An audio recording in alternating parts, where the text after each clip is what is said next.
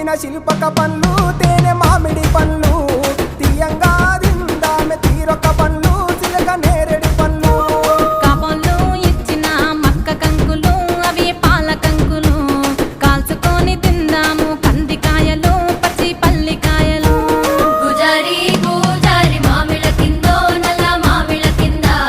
కుసుమరోళ్ళేసిన కుందన బొమ్మ అది కుందన బొమ్మ